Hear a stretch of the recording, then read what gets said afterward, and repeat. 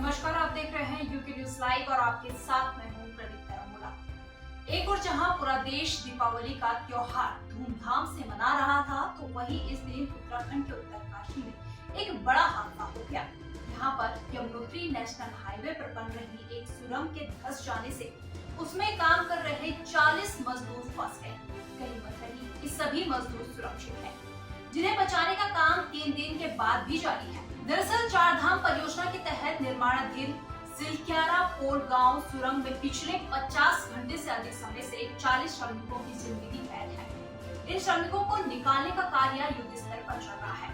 आज भी rescue operation जारी है। टनल में फंसे 40 मजदूरों को सही सलामत निकाला जा सके, इसके लिए एनडीआरएफ, एसडीआरएफ, स्थानीय पुलिस प्रशासन, जिला प्रशासन सभी हर संभव प्रयास कर रहे हैं, लेकिन जितना मलबा निकाला जा रहा है उतना ही मलबा वापस आ जाता है।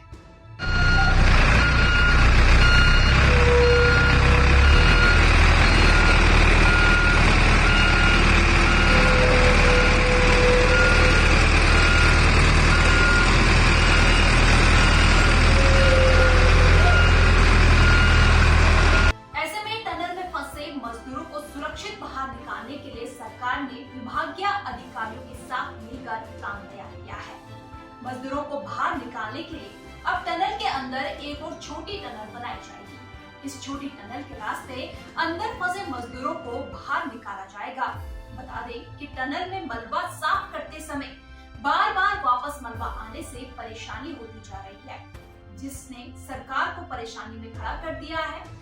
वहीं इसी को देखते हुए सरकार ने सभी संबंधित विभागों से विचार कर अब उसी टनल के अंदर एक छोटी टनल बनाने का प्लान किया है, जिसके रास्ते अंदर फंसे मजदूरों को बाहर निकाला जाएगा।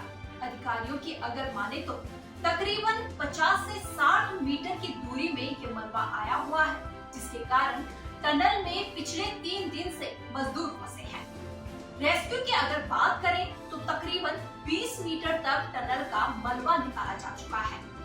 सरकार ने मजदूरों को बाहर निकालने का प्लान तो बनाया है, लेकिन अब सवाल ये उठता है कि टनल के अंदर सुरंग कैसे बनाई जाएगी। दरअसल इसके लिए आधुनिक मशीनों का प्रयोग किया जाएगा।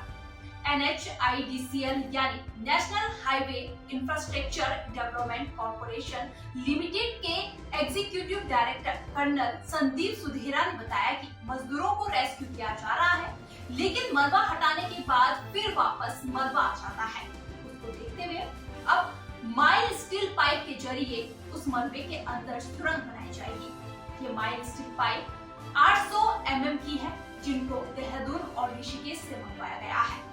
आपके माध्यम से मैं सभी से ये भी अनुरोध करना चाहूँगा और ये बताना भी चाहूँगा कि जो जहाँ साइट पर हमारा कार्य चल रहा है वहाँ पर एक एक्सेस कंट्रोल की व्यवस्था की गई है, जिसमें पुलिस और ITBP के द्वारा एक्सेस कंट्रोल किया जा रहा है, क्योंकि एरिया कन्फाइंड है। मशीन्स और मैन के लिए काम करने के लिए स्पेस की आवश्यकता होती है। तो सभी से यही अनुरोध रहेगा कि एक्सेस कंट्रोल का भी पालन बराबर किया जाए और जो भी सूचना की आवश्यकता होगी वो हम समय समय पर सूचना प्रोवाइड कराते रहें।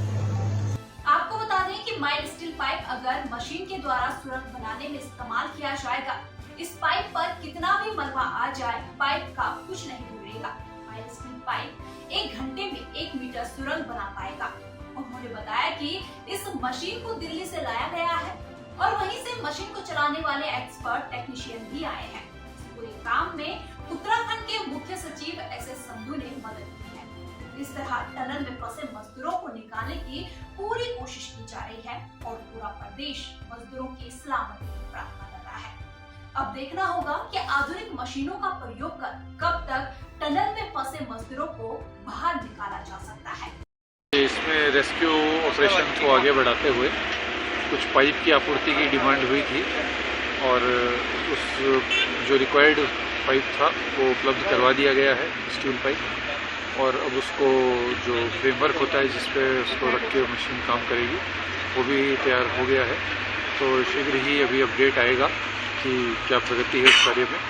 तो उसके बाद जो एस्केप टनल बनेगी उसी से फिर रेस्क्यू ऑपरेशन होगा। अगर आपके पास भी कोई सुझाव है मजदूरों को बाहर निकालने का तो कमेंट करके जल्द बताएं। फिलहाल इस रिपोर्ट में इतना ही। बने रहिए यूके न्यूज लाइव के साथ। नमस्कार।